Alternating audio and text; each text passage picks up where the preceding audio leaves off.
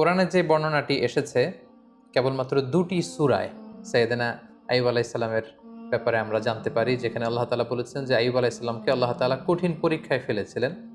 Severe skin disease হয়েছিল ওনার, এমন এক ধরনের চর্মরোগ হয়েছিল বা দেহে এমন ধরনের পচনশীল একটা রোগ হয়েছিল, দেহে পচন ধরে গিয়েছিল। ফলে ওনার আশেপাশের লোকজন ওনাকে ছেড়ে অনেক দূরে চলে গিয়েছিল। উনি স্বাস্থ্যগতভাবে অনেক বেশি কষ্ট পেয়েছিলেন এই অসুস্থতায়, এই রোগে। কেউ কেউ এটাকে কুষ্ঠরোগ বলেছেন, কেউ এটাকে চর্মরোগ বলেছেন। এটা দিয়ে আল্লাহ তাআলা সাইয়েদনা আইয়ুব আলাইহিস সালামকে দীর্ঘদিন তিনি পরীক্ষা নিয়েছিলেন। পাশাপাশি ওনার অনেক সম্পদ ছিল, এই সম্পদগুলো ধ্বংস হয়ে গিয়েছিল।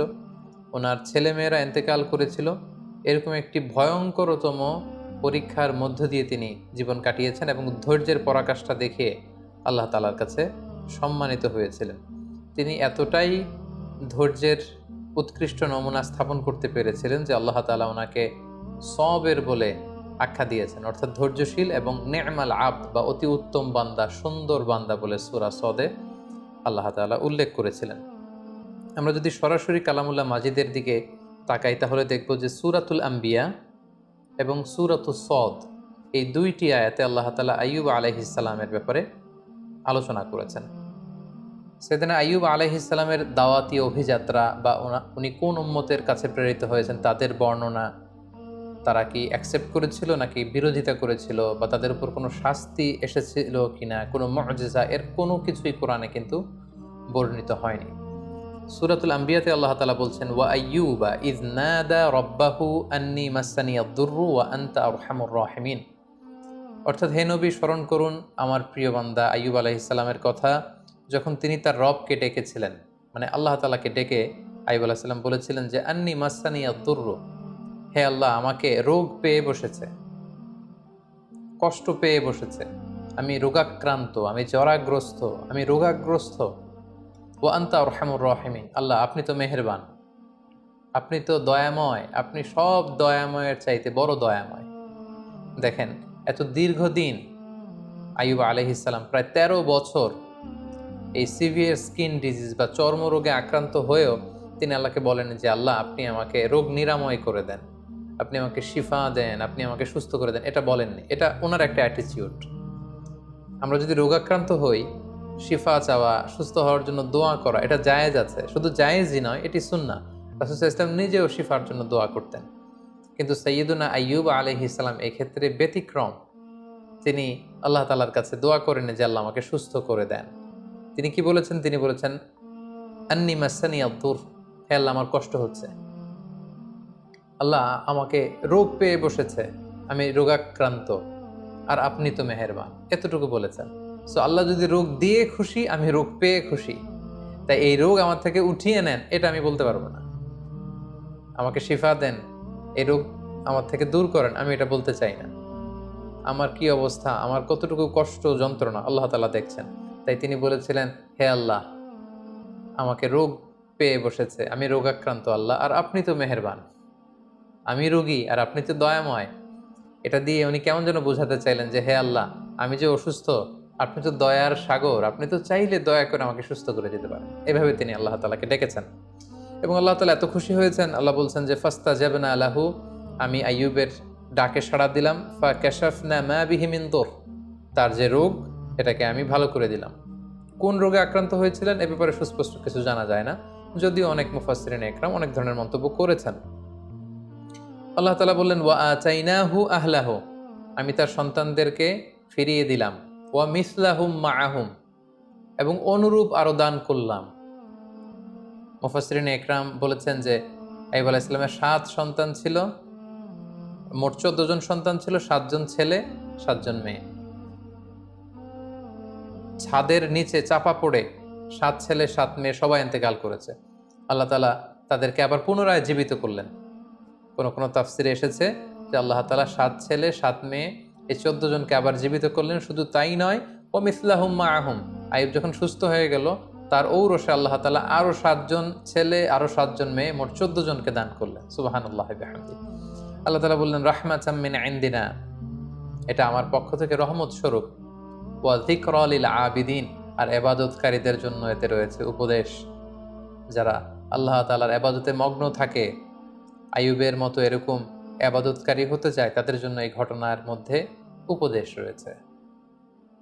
সূরা সদের দিকে যদি আমরা তাকাই তাহলে দেখব যে কিভাবে আল্লাহ তাআলা এই 13টি বছর রোগাক্রান্ত থাকার পরে আইয়ুবকে তিনি সুস্থ করলেন। আল্লাহ তাআলা ইরশাদ করছেন, উরকুদ বিরিজলিকা হাযা মুগতাসালুম বারিদুন ওয়া শারাব। অর্থাৎ হে আইয়ুব, আইয়ুব আলাইহিস সালাম যখন বললেন যে আল্লাহ আমার কষ্ট হচ্ছে, আপনি তো মেহেরবান, আল্লাহ তাআলা তখন আইয়ুব আলাইহিস সালামকে বললেন যে উরকুদ বিরিজলিক, অর্থাৎ হে আইয়ুব তুমি তোমার পা দিয়ে জমিনে আঘাত করো, হাযা মুগতাসালুন বারিদ, সাথে সাথে এখান থেকে ঠান্ডা এক ধরনের ঝর্ণার পানি নিঃসরিত হবে, ওয়া শারাব, এবং এখান থেকে খাওয়ার পানি নিঃসরিত হবে। আল্লাহু আকবার। 13 বছর পর আল্লাহ প্রত্যাদেশ করলেন পা দিয়ে আঘাত করো, তিনি পা দিয়ে আঘাত করলেন, সাথে সাথে এখানে ঠান্ডা পানি মজুদ হয়ে গেল। এই ঠান্ডা পানি দিয়ে আইয়ুব আলাইহিস সালাম গোসল করলেন। গোসল করার সাথে সাথে আল্লাহ তাআলার মেহেরবানিতে তার দেহের সব চর্মরোগ, কুষ্ঠরোগ, ক্ষতিকারক সব কিছু দেহ থেকে ঝরে পড়ে তিনি সতেজ সবল, আগের মতো সেরকম এনথিউজিয়াস্টিক, ওনার স্ট্যামিনা, এনার্জি, শক্তি সব তিনি ফিরে পেলেন। এবং আল্লাহ তাআলা বললেন ওয়া শারাব, এবং এখান থেকে খাও। তিনি এই ঠান্ডা পানি যখন পান করলেন তিনি আগের মতো সতেজ সবল তিনি হয়ে গেলেন। আল্লাহ তাআলা বললেন ওয়া ওয়াহাবনা লাহু আহলাহু ওয়া মিসলাহুম মাআহুম, আমি তার সন্তানদেরকে ফিরিয়ে দিলাম এবং অনুরূপ সন্তান আমি আবার তাকে দান করলাম। যেটা আমরা একটু আগে উল্লেখ করেছি যে অনেক মুফাসসিরিন একরাম বলেছেন 7 ছেলে 7 মেয়ে ছিল, ওনার ব্যবসা প্রতিষ্ঠান ধ্বংস হয়ে গিয়েছে, ঘরের ছাদের নিচে চাপা পড়ে 7 ছেলে 7 মেয়ে ইন্তেকাল করেছে, আল্লাহ তাআলা তাদেরকে আবার জীবিত করে দিলেন এবং পরবর্তীতে আরও 7 7 14 জন সন্তান তাদেরকে ফিরিয়ে দিলেন। আবার নতুন করে আরও 7 জন ছেলে, আরও 7 জন মেয়ে, আরও 14 জন সন্তান সন্ততি আল্লাহ তাআলা আইয়ুব আলাইহিস সালামের ঔরসে দান করলেন। আল্লাহ তাআলা বললেন রাহমাতাম মিন ইনদিনা, আমার পক্ষ থেকে রহমত স্বরূপ আমি এটা দিয়েছি, ওয়া যিকরা লিউলিল আলবাব, এবং যারা জ্ঞানী তাদের জন্য আমি এখানে উপদেশ রেখে দিয়েছি। এবং এই আয়াতের সর্বশেষে তিনি উল্লেখ করলেন ইন্না ওয়াজদানাহু সাবিরান, আমি আমার আইয়ুবকে ধৈর্যশীল পেয়েছি। সুবহানাল্লাহ।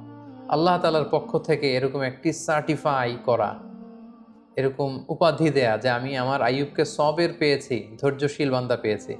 ইন্নাহু নি'মাল আবদু ইন্নাহু আওয়াব, নিশ্চয় সে উত্তম বান্দা, সে আমার অত্যন্ত ভালো একজন বান্দা, উত্তম বান্দা, সুন্দর বান্দা।